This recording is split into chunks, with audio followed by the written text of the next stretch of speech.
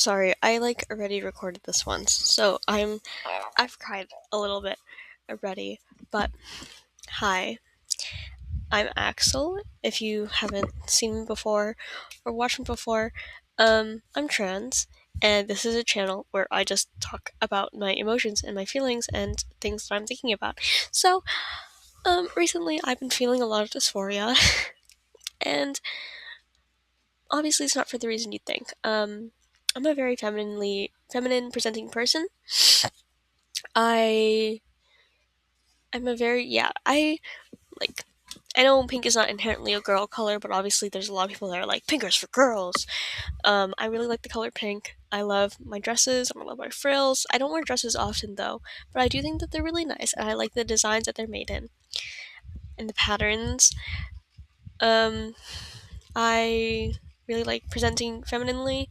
I like doing my makeup. I like doing my hair. I like growing my hair out, even though I really want to cut it a lot of the time. It's just an urge I have. And it's just, however, I do present, or I don't present, I do identify as transmasculine, and I do use he, him pronouns. And a lot of people don't expect that about me. But yeah.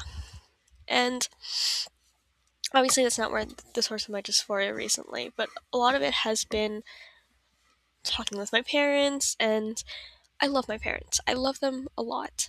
And I do understand that it is hard for them to change, I guess, and learn. And I know they said they were going to try for me, but obviously it isn't as much as I've been trying to change for them. And I do understand, like I said, it's very hard. Um, and I think the example that my dad used to explain to me yesterday was not the greatest because I have a very different mindset from them. My main mindset is, uh, sorry, like I said, the way that he explained it, it kind of went over my head because I feel like I have a very different view about it than they do. What they use is, because I really love my cat a lot. I love her. Her name is Sage. But they were saying, what if one day you left for college and then you came back, and Sage, we no longer called her Sage, and she was an outdoor cat. And to me, that's fine. Her name doesn't have to be Sage. Does it cause my first connection with her because I'm the one who named her? Sure, but she's still my cat, and if she still remembers me, then she's still my cat. Just because her name changed and she's an outdoor cat now, it doesn't change anything. It doesn't change the fact that right now, sorry, I get a lot of true grief about my cat, which is part of the reason I was crying earlier. But I get a lot of true grief with my cat dying, and so even if she has a different name and she's an outdoor cat a lot of the time now, that doesn't change the fact that she was still the cat that would come down and lay next to me before I slept, who would see me laying down on the floor and flop down next to me and had me rub her belly. She's still the same cat.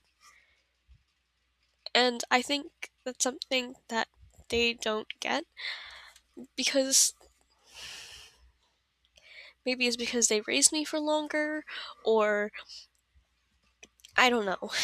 But I have a very different view about it, that it's still the same person. You still had the same relationship with them. You still had the same, you know, had the same experience with them.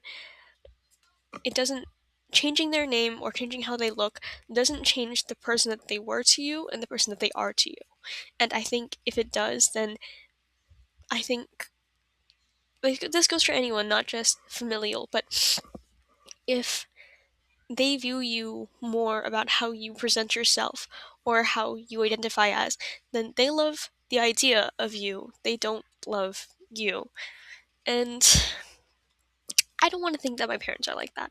Obviously, I love my parents, and I don't want my identity to put a stump in our relationship. But I also don't want to live out my life being someone that I don't feel like I am.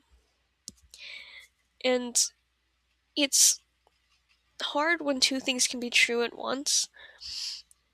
Um, because I have two wants. I want to be on good terms with my family. I don't want to have one of those relationships where my identity causes a stump and I end up not talking to my family.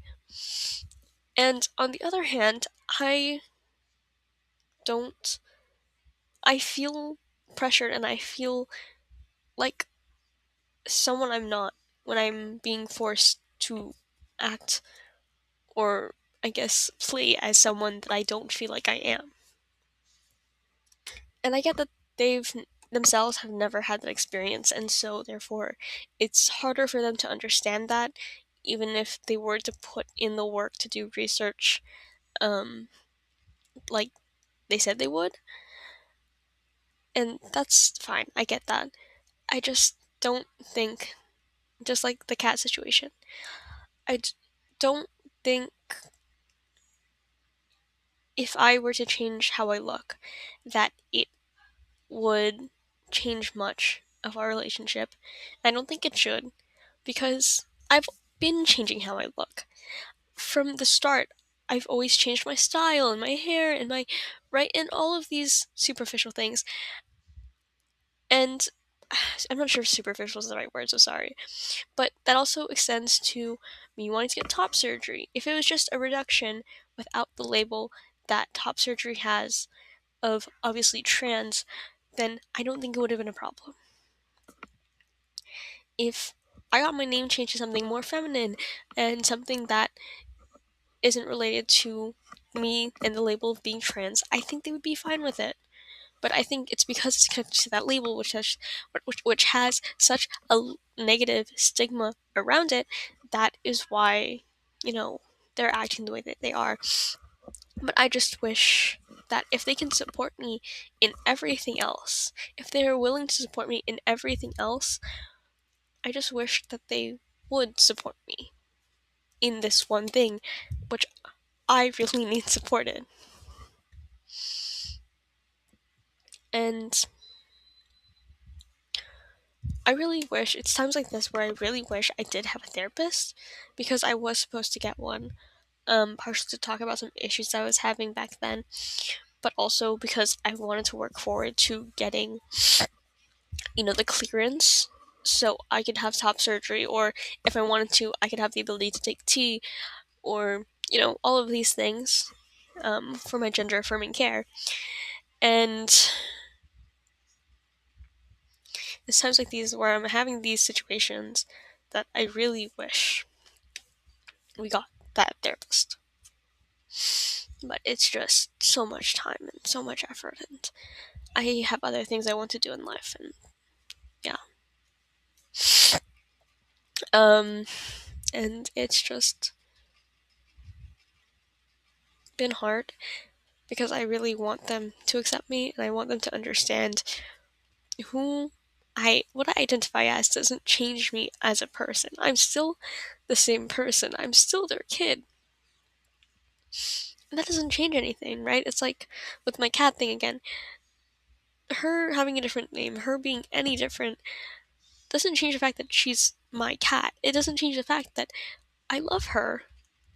It doesn't change the fact that she's still the same cat that I came to love. And just like that, I'm still the same kid that they raised. I just want to be called something different. It's like a nickname, almost, except it's the name that I go by forever.